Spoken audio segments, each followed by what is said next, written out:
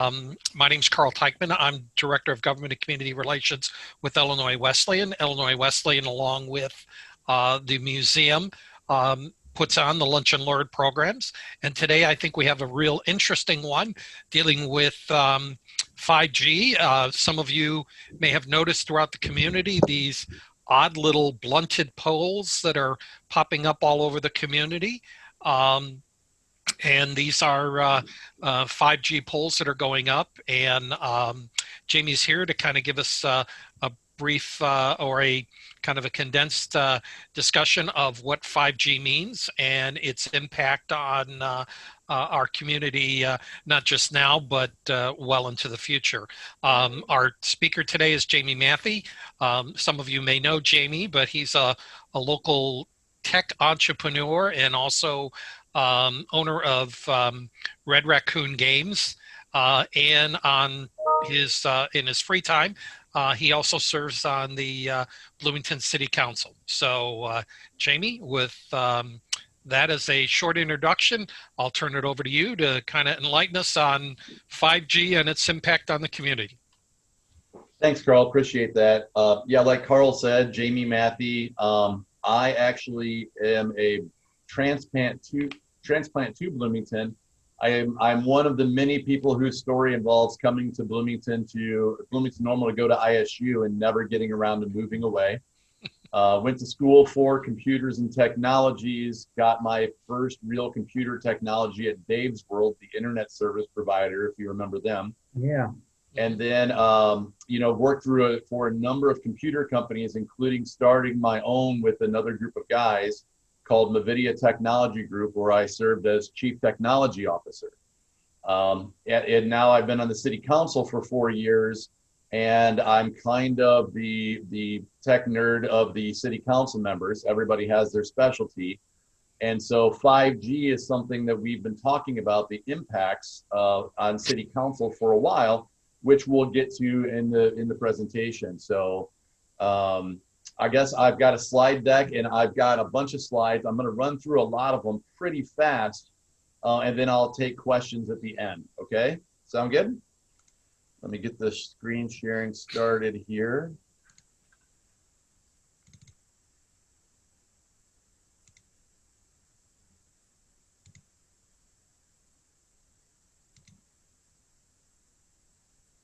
Oh, wait, I think I'm on the wrong screen here. Do you see 2 slides right now or 1, Carl? Sorry, I was muted. I see 2. Okay, well, let me.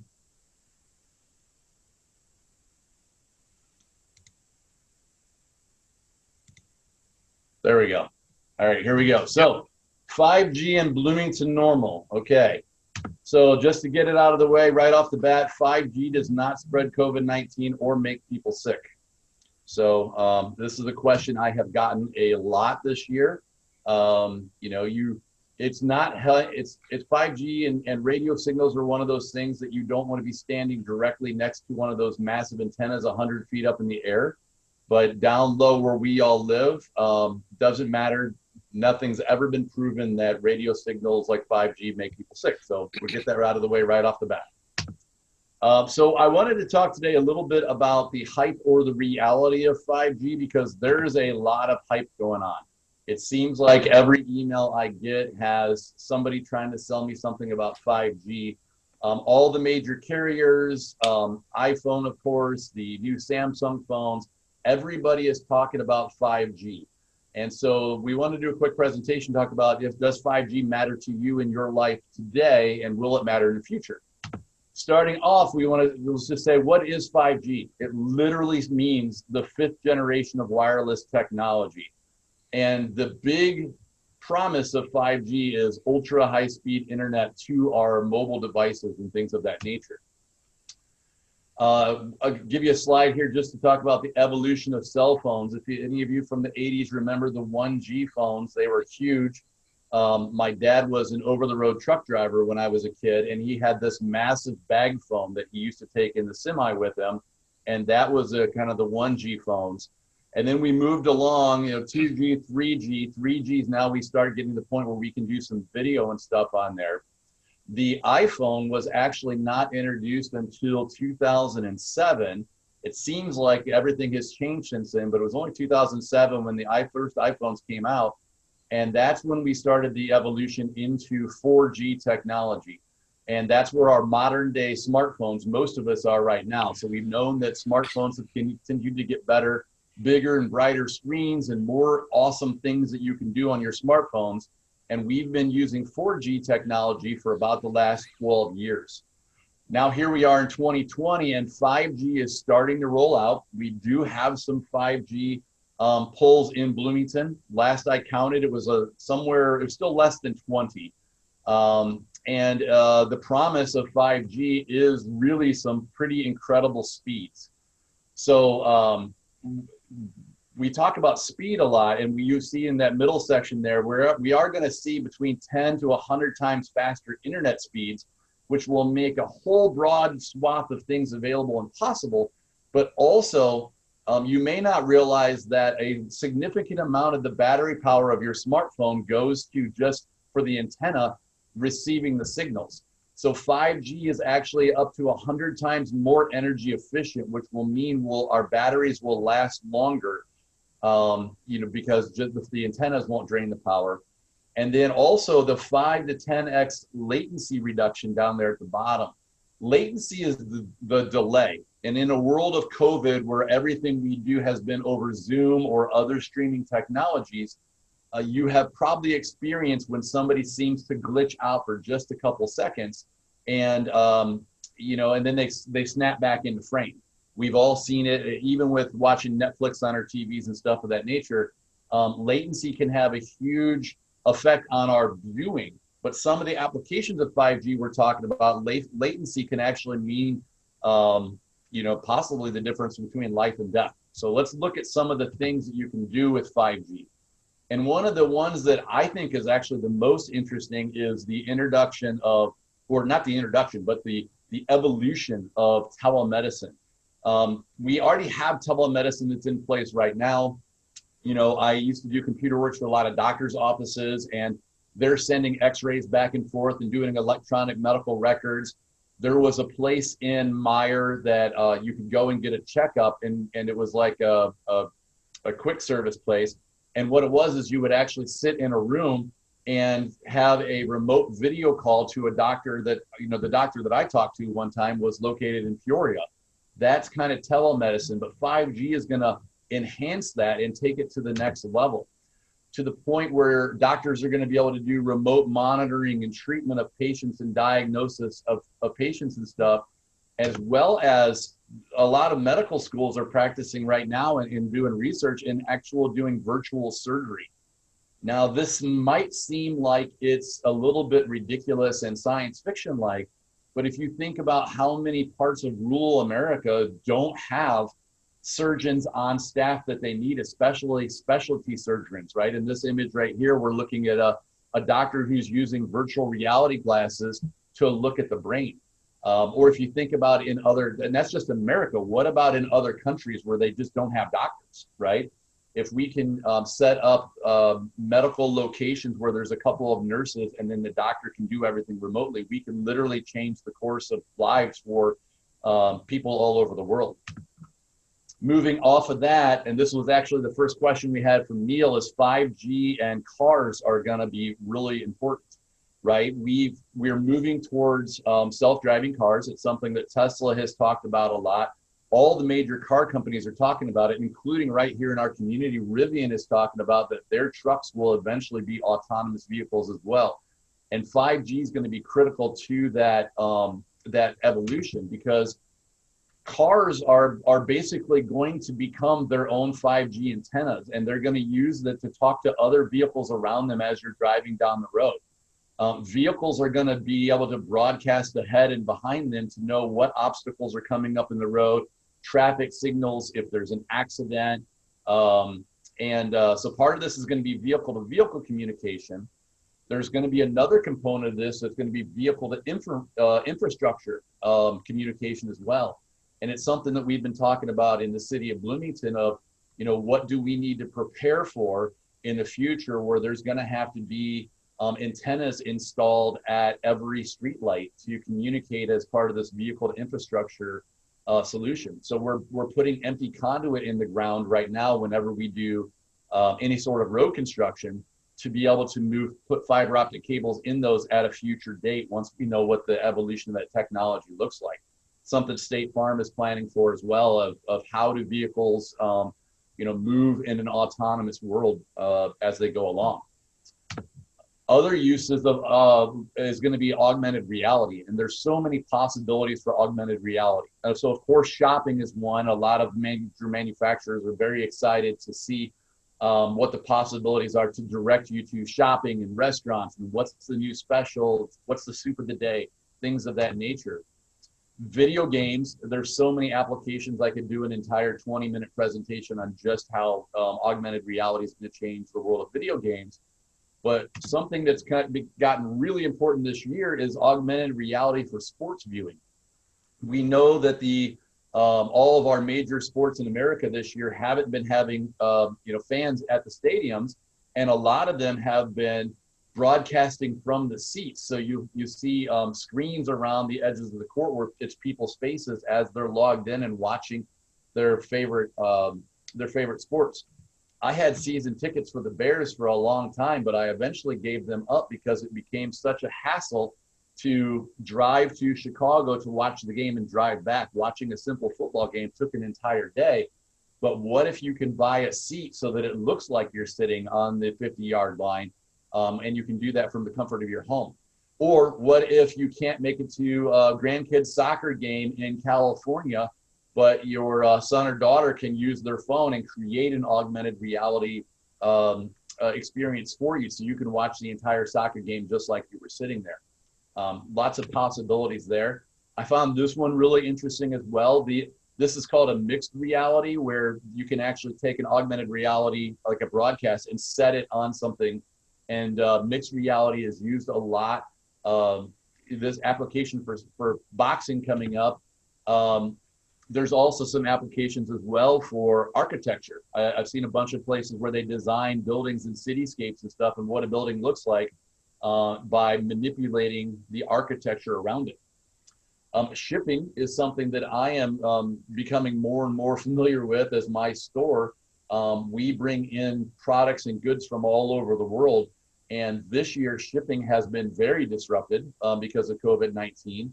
And containers of products have been lost off of ships. So what if you could track where your container is, where your product is that's in that container from the time it is taken off a semi in another country, put onto a ship, and arrives in America, and track it all the way to when it's delivered at your business. So there's a ton of possible things that could be done with 5G that we haven't even discovered yet, because we don't even know what we don't know at this point. When we put super high speed internet access, 10 to 100 times faster than what we're using right now in everyone's pockets, we don't even know what's possible at this point. But a future generation is going to create things that are going to be completely blow all of our minds. It's going to look like some stuff right out of the Jetsons, I think. So there's a lot of stuff that's possible, but what is the reality? Right? The reality is everything I just showed you is either true right now or is on its way, and it's going to be created soon. It's being developed right now. But there's always a catch, right? There's always a catch. One of the pieces of the marketing hype that they don't ever really talk about is that there are 3 types of 5G: low band, mid band, and millimeter wave high band, right? And you can see from this diagram right here, the low band is lower speed, but has a huge coverage radius.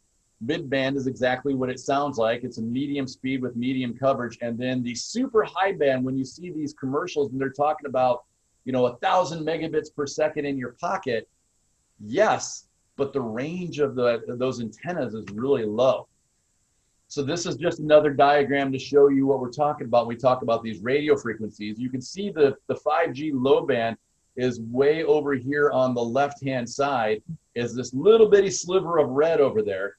And then over on the right-hand side, this huge block of orange that's the millimeter wave, where you get the super high speed bandwidth, but it has its own issues. And let's talk about a couple of those issues. The first big one is that, we talked about the top. Yes, we get 1,000 megabits per second, and we get this super low latency. But if we look at the bottom, we have a serious issue with obstacle penetration. And what does obstacle penetration actually mean? And I'll give you a couple examples of that real quick. But the super fast internet access does not like to go through walls. That means it doesn't really work inside your house right now. It doesn't even like to go through a door. I've got a couple slides on that. Also, we see the range where 4G technology, a single antenna can broadcast 20 miles around it. The super high speed millimeter wave broadband stuff can only go a few blocks. And so that's going to cause some issues for city and city planning. This is kind of another representation, another way to look at the same thing, where the faster the speed you're going to go, the shorter the range it is. So just a different way to look at the exact same concept. And this is part of the hype right here. This is an ad that T-Mobile is running all over radio and on the internet and pop-up ads and stuff, talking about their 5G rollout. And they have rolled this out. What they don't talk to you about is that the bright pink 5G coverage spots are the ultra low band internet access, which is not necessarily a whole lot better than 5G. As a matter of fact, there's been a couple of studies that have showed that 5G technology right now, as of today, was slower in 21 of 22 cities that they tested internet access.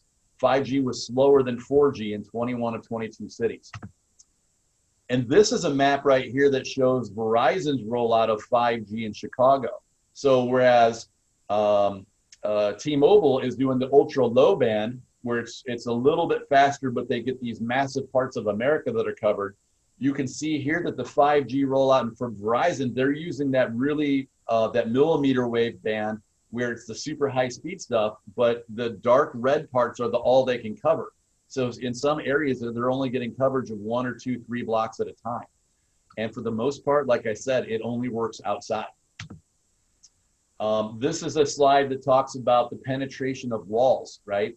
We've all gone into a building and lost our phone call. It's been better the last few years, but it still happens. And sometimes you get bad data when you're in a building right now on 4G. It's going to get worse on 5G. 5G, the super high speed stuff, does not like to go through walls. And if you go through one wall, it's bad. If you go through 2 walls, it's almost impossible. So this is, 95% of the new 5G frequency bands will actually be worse at penetrating through walls. But Verizon has solved this, that they're going to sell an amplifier that you can put in a window, and that will broadcast it inside your house. So you will be able to maybe experience some of those 5G speeds inside of your house, or at least in a room of your house, but maybe not through your whole house, because your inside of your house has walls too, right? Now let's talk about the antennas. So the picture on the right is an antenna array, and it's very much like the antenna in downtown, where it's got these massive banks of antennas pointing all the way around. The white vertical bars on there are the actual cell antennas versus the steel structure. And this looks kind of like the one in downtown. There's multiple levels of it, and they get a pretty solid, good coverage, right? That one in downtown Bloomington is located on top of the hill. Great coverage for miles around it. Small cell antennas, that picture on the left, though, is what's going to be necessary for the 5G, the super high speed stuff. It's called a small cell antenna. And the range on those we talked about earlier is only 2 or 3 blocks. So we're going to need a lot of those small cell antennas just here in Bloomington-Normal to provide coverage. We don't actually know how many we're going to need right now. The FCC has estimated that it's going to take approximately 800,000 small cell towers like this one pictured here to provide national coverage. So rolling out 5G is going to be a 5 to 10 year process before we get solid coverage, even just in our more urban communities. That's not even counting out in the rural areas, because rural areas, Some places you still can't even get decent 3G coverage, let alone 4G coverage. So, you know, one of the problems we have in America is in the United States is a massive sprawling country, and providing service across the entire country is it's going to take a long time if we ever get there. You know, we already talk about a lot about the digital divide of, you know, internet access in rural communities versus, you know, suburban communities like a Bloomington-Normal, and how, again, this year showed us that the internet access is going to be increasingly important as school districts have gone virtual. A lot of kids that live in the country don't have good internet access, and they can't just zoom in and watch their teachers. So that's an issue. This is kind of a fear tactic ad that I saw that I grabbed because it does highlight, you know, will your front yard be a 5G cell tower site? And I got to be honest, the answer to this question is not no, it's maybe. This is the worst case scenario that we can come up with, right? We have 3 major carriers in the United States. Well, this map shows 4, but Sprint and T-Mobile are merging right now. But a worst case scenario is AT&T, Verizon, Sprint, T-Mobile all put up their own antennas, and there's antennas everywhere. And we are actively working to stop this from happening in Bloomington-Normal right now. It's a bit of a challenge, though, because the FCC put out a ruling a few years ago that said that cities, they basically took away cities' ability to govern a lot of things, like especially where poles can go. The only thing that, you know, so a bunch of cities sued the FCC, and in the ruling, the only thing that changed is the courts have said we can now set aesthetic standards for what a pole has to look like, but we still don't get a whole lot of leeway about where poles can be placed. The only thing we can do is respond and say that a pole can't go right there because there's a sewer line or something critical, some sort of critical infrastructure underneath of it. So this is going to be kind of a give and take as we move forward on this. The good news is that Bloomington and Normal have partnered together and we hired a contractor, a company whose specialty is siting and placement of these small cell towers. And so we're trying to set aesthetic standards and placement standards for both communities at the same time so that we don't have as many poles. We want the 5G small cells to be installed on street lights and on traffic signals wherever possible. But in some of our neighborhoods, of course, that's not possible, that we're not going to be able to get coverage into the neighborhoods. So then if they have to put up a new pole to provide coverage to a neighborhood, we want them to be shared poles. It is very possible for Verizon, AT&T, and Sprint to share the same pole and share the same antenna. They just don't necessarily want to because it's not as easy for them to coordinate with the other providers as it is if they can just slap their own antennas up everywhere. This is just kind of a design standard. I think this was San Diego that they've started putting design standards out there as well. I think the previous slide was from Washington, D.C. And so all communities of any kind of size are trying to grasp this and grapple with this, with the FCC restrictions of what we can and can't say and where placement of all the antennas goes as we move forward. The last thing anybody wants is a really ugly antenna with a bunch of wires in their front yard. So we're working towards a design standard where, while we still may not be happy about the placement of these antennas, we can at least try to make sure they look nice. And, you know, as somebody who lives in historic Dimmitt's Grove area, I don't want any more poles or antennas anywhere in my neighborhood. But the reality is this is coming. We can't stop it. All we can do is try to shape the conversation moving forward and do the best that we possibly can to make it so that it doesn't look super ugly. And, you know, one interesting thing that came out of all this is as we start talking about technology, we actually, and this is going to be a future presentation, so this is an advertisement slide for the future. But one of the things that came out of this is the communities have been working a lot closer together along with ISU, Wesleyan, the county, regional planning, EDC, Chamber of Commerce, to actually bring everybody together to kind of say, let's put all of our smart people in one room to talk about these technology challenges in the future. And not only how do we solve the challenges, but how do we turn them into things that work in our favor? How do we use these tech challenges and turn them into things that actually provide a better experience for our residents? So while I don't have time to talk about it all today, just know that there's a bunch of groups that are working together on a kind of a more, at least the digital aspect of our community's future, to try to make sure that we end up with the best possible results for the residents of the Bloomington-Normal area. And so with Kevin McCarthy, councilman from the town of Normal, we're going to do a separate presentation on that in March. And with that, I covered all of my slides as fast as I can, and I can take questions. Let's see, what do we got, Carl? Oops, sounds like you're muted, Carl. Okay. Yep. Okay, so we have a question from Chris Williams. Do you anticipate 5G technology will improve so that an in-window relay won't be necessary to get 5G into our house? No. And well, it's a physics thing, and it's based on the frequency of the radio signals that we're using. If you think about radio signals like old AM stations, right? WLS out of Chicago that I used to listen to growing up. The AM stations used low frequency technology, and they had broadcast radiuses of 100 miles. FM, same thing. That's why all of our public radio stations like WGLT here in town are on the low end of the frequency dial, because that was they got first choice, and those low end numbers broadcast a much larger distance. As we move up the scale, we get the ability to do faster and faster frequencies, but it's limited by the physics of things like walls stopping the technology.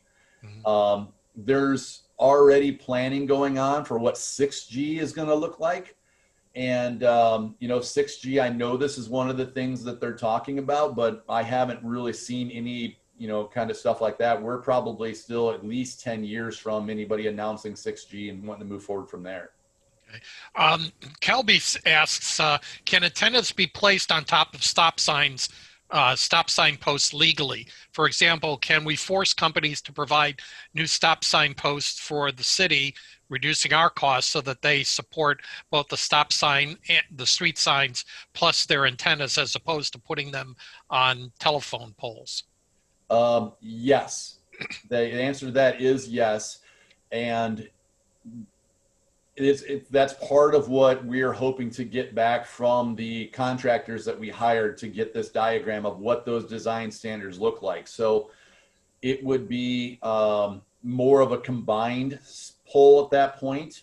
Like right now, if you think about, we have some street lights where there's a stop sign just mounted on a street light.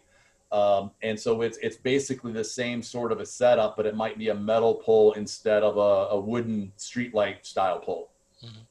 From Herb, as 5G emerges, how soon will our current cell phones become obsolete? Frustrating needing to replace them every couple of years.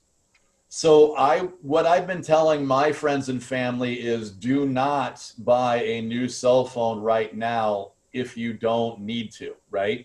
Hang on to your existing cell phone. Unless there's something wrong with your existing cell phone, I wouldn't replace it. Because even inside of the 5G standard, it's going to change for a couple of years. The reality is, though, until, I think it's probably at least 5 years until there's 100% coverage of just Bloomington-Normal. And that might be 100% coverage of just AT&T, and Verizon might be on a separate timeline, with T-Mobile on a third timeline. So I wouldn't go out and buy a new cell phone with 5G being the only reason to buy a cell phone. If you broke your screen or your battery won't hold a charge, maybe then, right? But don't let 5G be the only reason you replace it right now, because in Bloomington-Normal, it's not going to matter. Okay. Question from Herb. How does fiber optics, i.e. Metronet and cable, relate to 5G? Oh, that's a good question.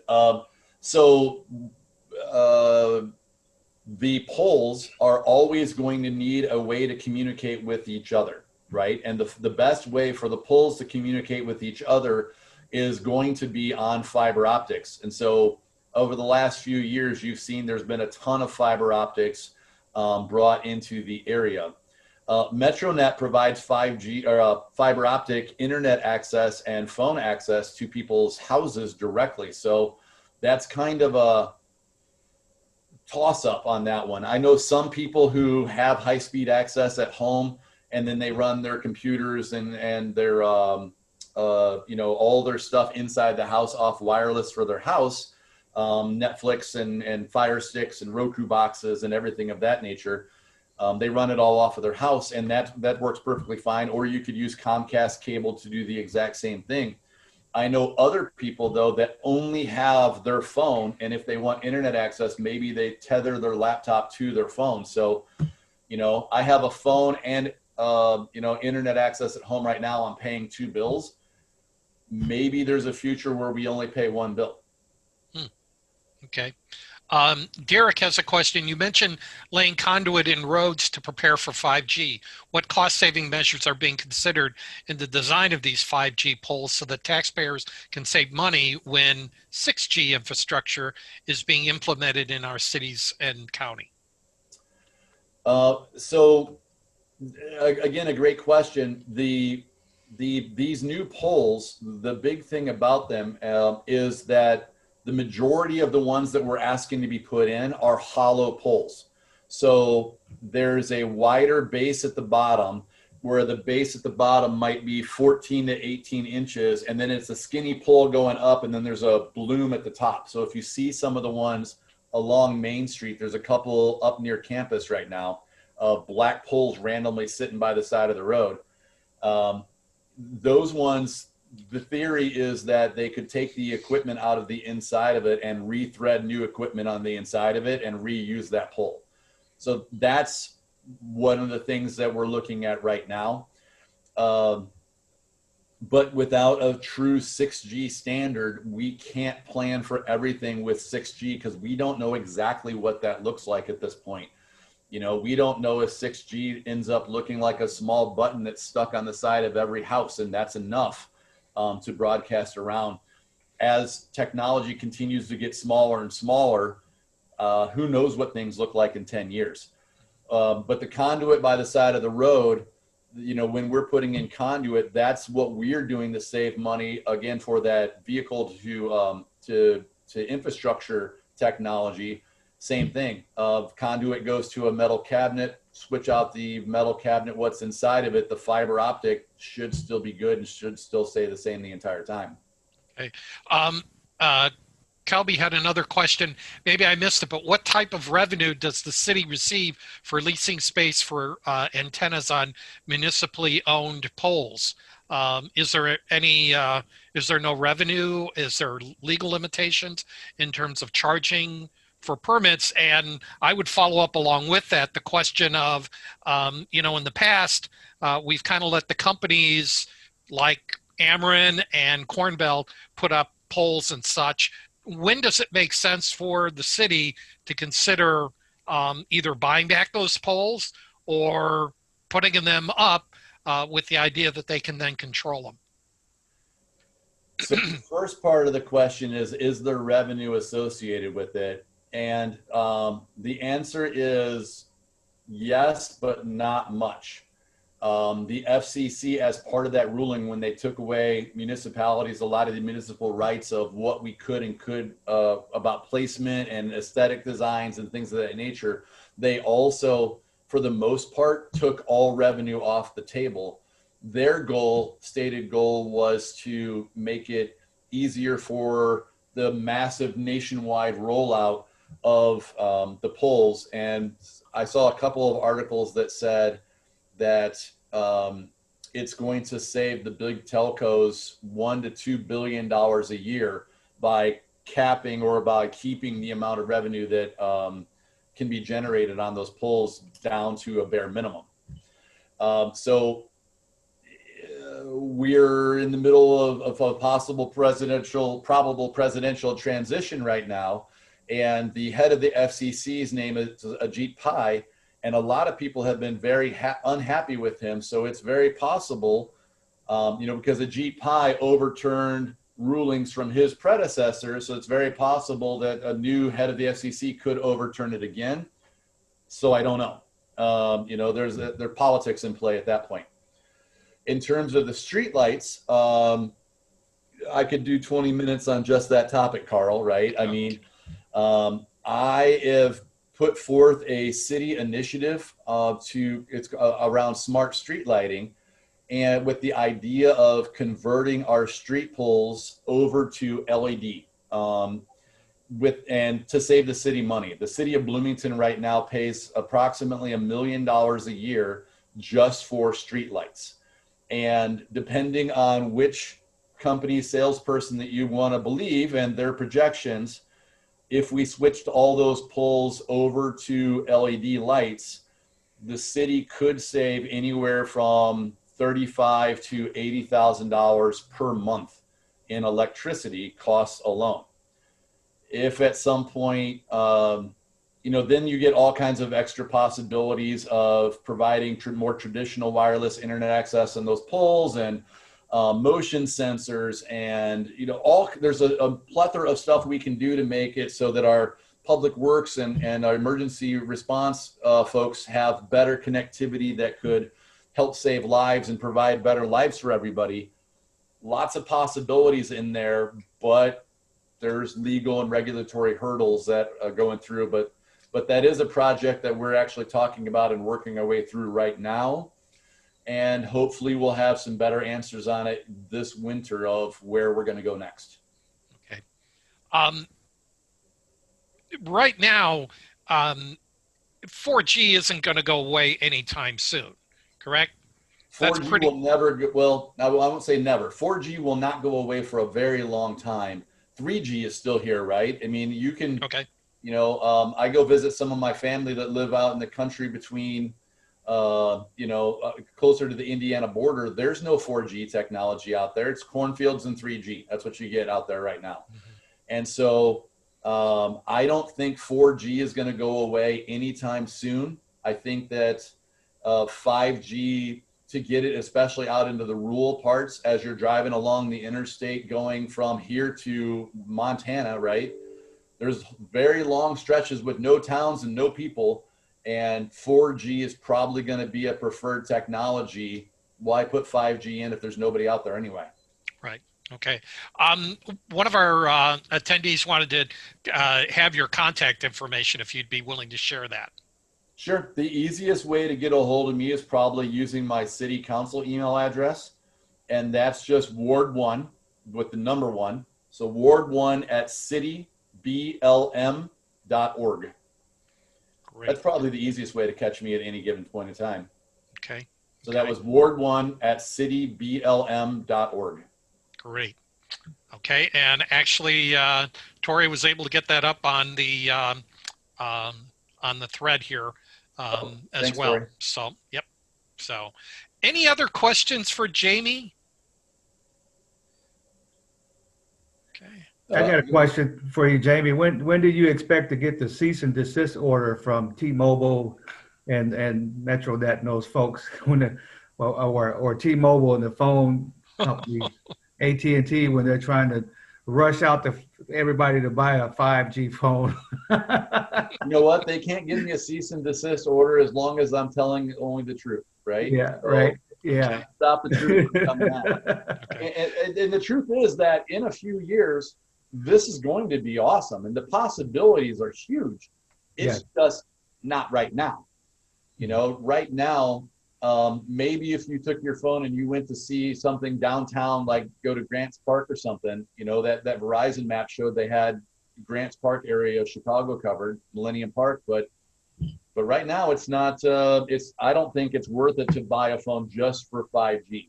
If I want a phone for all the other cool stuff that it can do, that's awesome, but don't buy it just for 5G. Right. Okay, one other question just popped up, and it is from Calby again, and it says, is it within the legal parameters to prevent any telephone pole mountings and only allow street lights, stop sign mountings? Um, I don't know the answer to that one. I don't think so. I think that if it's a pole that is used for a public utility, unless there is a safety concern, I don't think you can stop.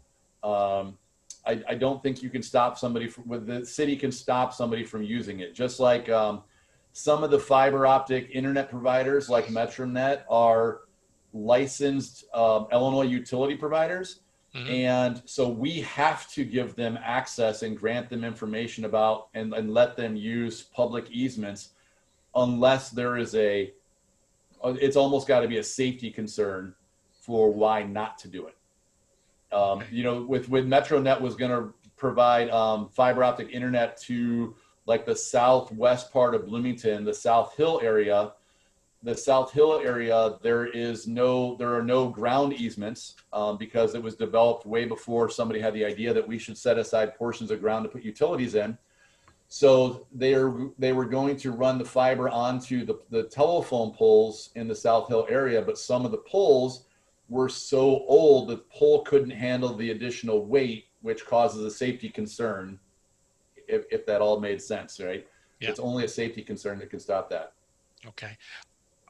One other question that Neil brought up, major cities use shotgun location technology. Is there a 5G connection? So gunshot sensors are something that we have been looking at, again, possibly as part of the LED streetlight rollout. Peoria uses them right now.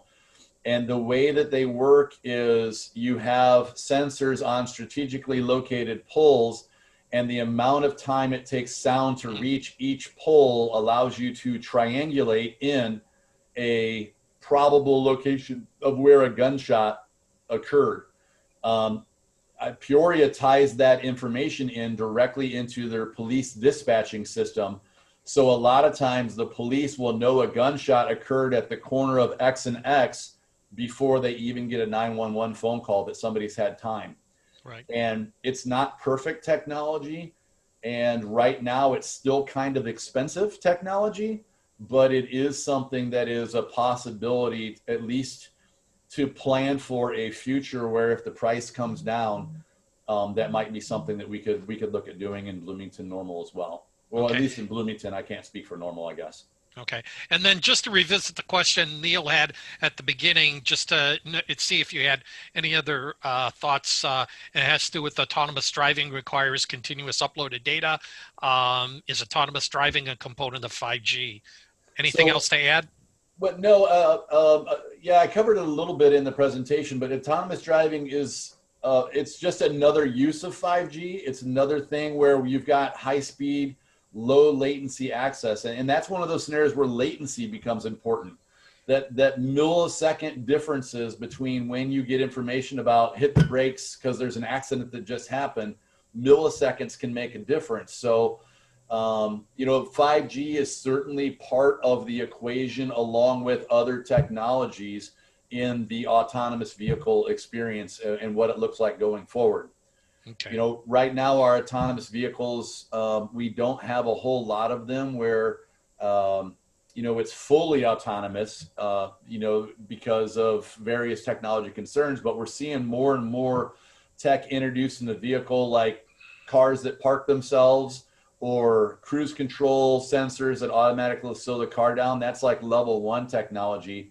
Mm-hmm. And there are Teslas and other vehicles on the road that will do highway driving for you, but not in-city driving. So we're moving this direction, and the technology, and this sounds crazy, but here I'm going to make a crazy leap for you. The question is, will we have fully autonomous vehicles before we have flying vehicles? And that's okay. If you said 10 years ago that we were going to have autonomous vehicles that could even do highway driving, people would have said, no way. But there's some presentations you can watch out there on flying vehicles that are basically, they look like drones with a multitude of fans. Mhm.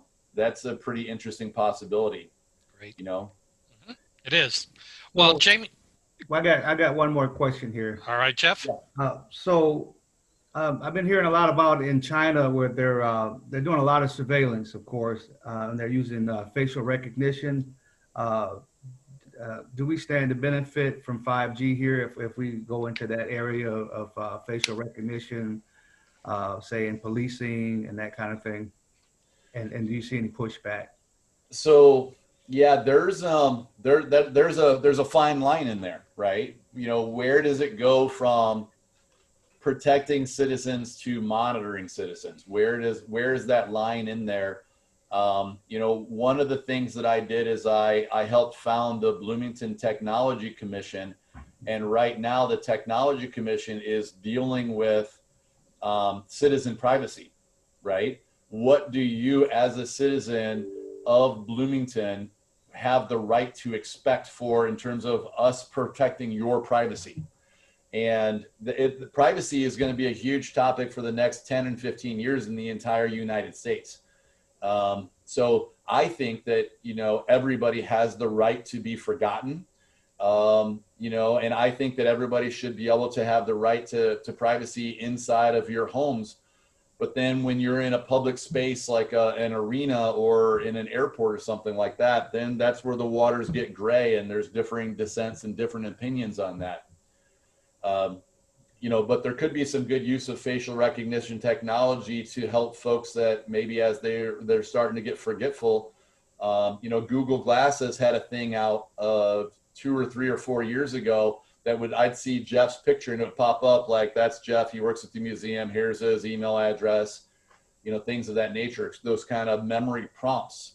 So there's a medical aspect of facial recognition too for people that are, you know, suffering from early stages of Alzheimer or dementia, you know, to give them reminders of the things that they need to know to function. So there's some sticky fine lines that we are going to have to come to grasp as a nation regarding privacy of the individual and privacy of the person. And as a Gen Xer, I'm skeptical of everything. Everybody's doing something bad, and right, but I have employees that are 21 years old and they really don't care about privacy in terms of their online, what they do online and stuff. And the things that they post and talk about sometimes make me cringe, and there's no way I would ever do that. And it doesn't seem to bother them in the least. Great. Well, Jamie, thank you so much for your time today. Great discussion. We appreciate you being here. And more importantly, we appreciate and look forward to you and Kevin coming back together again in March on the Lunch and Learn program to talk about the Bloomington Alliance. I think that's going to be very exciting to kind of help move things along. And certainly from the museum and the university, we thank you for being here today. Also, too, I'd like to hope that you'll join us next month in December, where Given Harper, who's a professor of biology at Illinois Wesleyan, is going to be talking about birds of a feather flock together. Where do birds nest in Bloomington-Normal during the winter? So thanks again for all of you being here. Jeff, anything to add from the museum's perspective? No, I think you said it. I'll just add that I learned a lot, and I just really appreciate everybody coming on and dealing with our technical issues. And you know, we're going to have that, but yeah, keep coming back. We're booked through May 2021 with some great conversations. So. Yep, great. Well, thank you all, and have a stay safe and well.